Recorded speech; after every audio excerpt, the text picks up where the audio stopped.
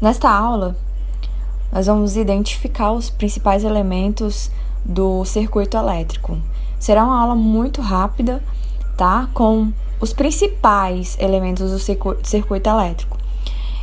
Esses elementos também podem ser chamados de componentes ou dispositivos do circuito elétrico, tá? Aqui, os principais componentes de um circuito elétrico e seus respectivos símbolos. A gente vai tratar aqui dos símbolos que vocês provavelmente vão encontrar num esquema representativo do circuito, tá? Então, por exemplo, o interruptor, que é a chave do circuito, que serve para ligar ou desligar o circuito elétrico. Ele vai vir com a letra S maiúscula ou um CH, tá? O interruptor aberto, a representação esquemática dele você faz 2 pontinhos, né? E abre com um traço para cima o circuito. O interruptor fechado também tem 2 pontinhos, só que esse traço está ligado de um ponto a outro no circuito. E aqui a gente tem um GIF representando aí o interruptor quando está fechado e quando está aberto, né? Quando está fechada a lâmpada liga e quando está aberta ela desliga, certo? Outro componente, o principal, né? Que é o gerador.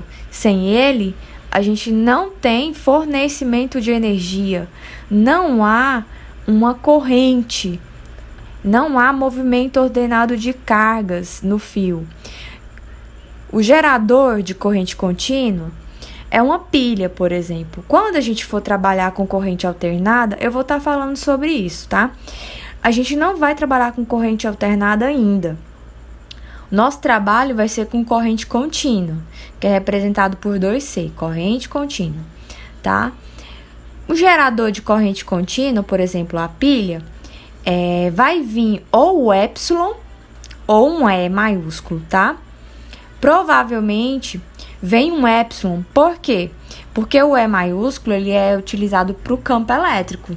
Então, fica muito confuso para o aluno, estudante, a pessoa que está trabalhando com esse assunto, ficar lembrando que não está falando do campo elétrico, está falando agora do gerador elétrico. Então, a gente não utiliza muito o E maiúsculo por esse motivo. O gerador, como vocês já sabem, de corrente contínua, pode ser uma pilha tamanho D, tamanho comum, uma pilha, por exemplo. Então, ele vai vir aqui um epsilon ao lado da representação do gerador. Uma observação aqui, esse traço maior simboliza o polo positivo da pilha e o traço menor simboliza o polo negativo da pilha, tá? Sempre vai ser assim.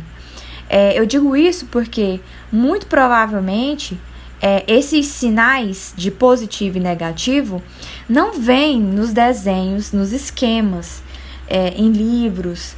E vocês têm que identificar, às vezes, quem é o polo positivo e quem é o polo negativo. Então, por exemplo, aqui em cima, esse traço maior é o polo positivo e esse traço menor é o polo negativo.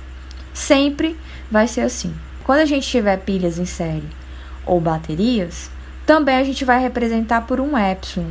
Só que aí, no desenho, a gente tem que colocar a quantidade de pilhas que estão em série ou a bateria, tá?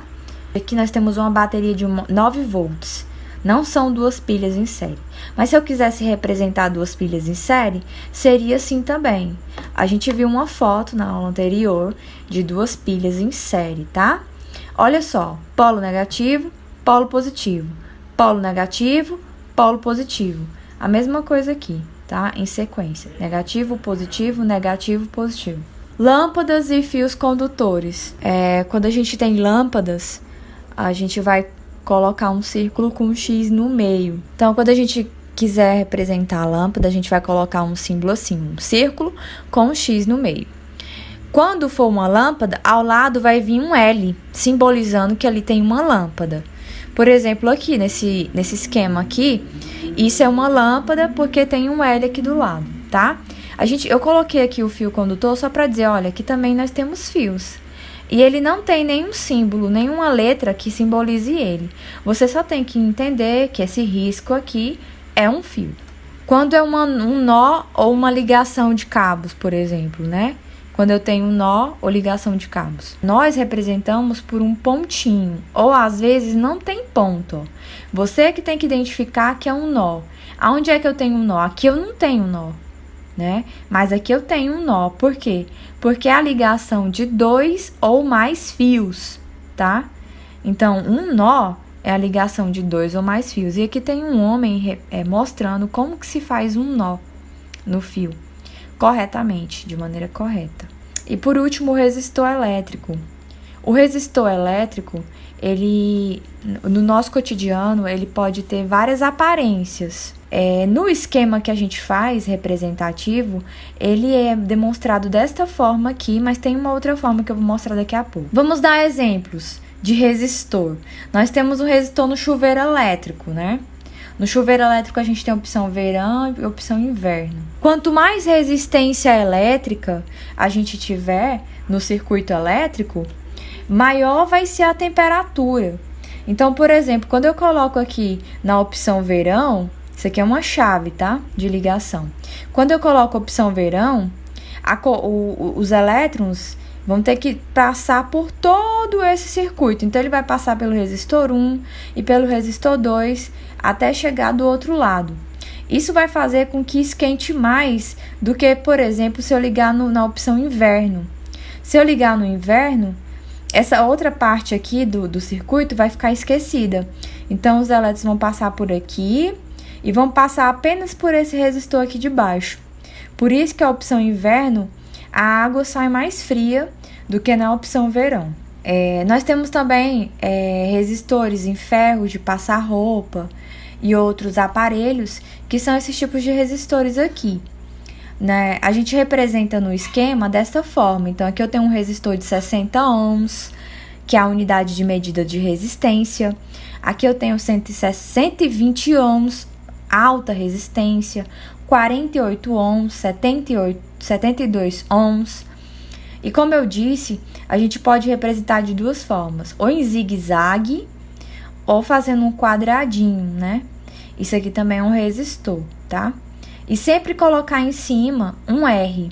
Se você tem mais de um resistor na figura, no esquema, é bom você enumerar R1, R2, R3, R4, para a gente saber de qual resistor está se falando.